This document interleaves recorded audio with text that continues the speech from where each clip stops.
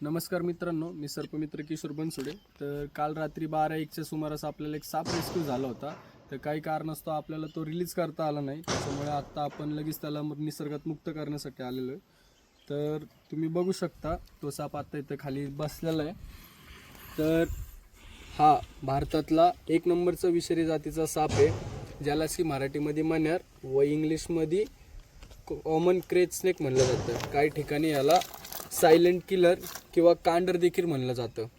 तर ह्याचं स्ट्रक्चर तुम्ही बघायचं झालं तर पूर्णपणे ब्लॅक म्हणजेच काळ्या रंगात आढळून येतो आणि तोंड हे निमुळतं आणि हेडपासून ते 2-3 इंच अंतर सोडलं तुम्ही तर तिथून त्याचे दुहेरी पट्टे चालू होते. तुम्हाला हे दिसून येत असतील दुहेरी पट्टे, हे पार शेपटीपर्यंत होत असतात.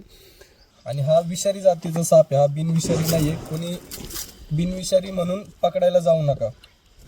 तर ह्याची लांबी बघायला गेलं तर साधारण 2.5-3 फुटापर्यंत वाढते आणि मॅक्झिमम बघायला गेलं ते 5-5.5 फूट किंवा 6 फुटापर्यंत देखील हा साप वाढतो. पण लोक भीतीच्या पोटी हे साप मारून टाकतात, तर असं कोणी करायचं नाही आहे. आणि ह्याच्या विषाबद्दल जर बोलणं झालं तर ह्याच्यात हायली न्यूरोटॉक्सिक नावाचं विष आढळतं, जे की आपल्या नर्वस सिस्टमवरती डायरेक्टली अटॅक करतं. म्हणजेच मेंदू म्हणा, हृदय म्हणा किंवा लंग्स, किडन्या असतील, ह्याच्यावरती अटॅक करून ते बंद पाडण्याचं काम करतं. आणि ह्याची ज्यावेळेस बाईट होते त्यावेळेस साहजिक आहे झोप येते माणसाला, जीभ जड होते किंवा पोटात दुखणं चालू होतं.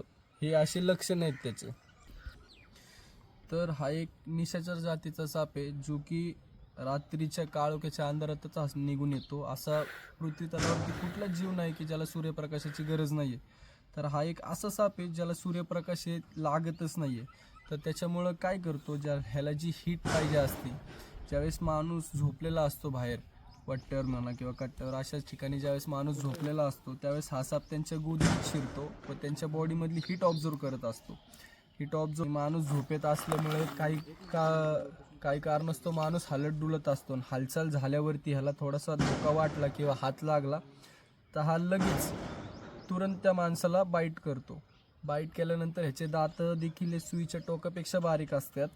त्याच्यामुळे ह्या सापाचा चाव हा समजून येत नाही. समजून न आल्यामुळं माणूस काय करतो, लक्षणं तर थोडक्यात ह्याची हेच आहेत की चावल्यावरती झोप येते आणि झोपेत असल्यावर त्या माणूस झोपतो. सकाळ होईपर्यंत माणूस हा दगावलेला आपल्याला पाहायला भेटतो. तर असे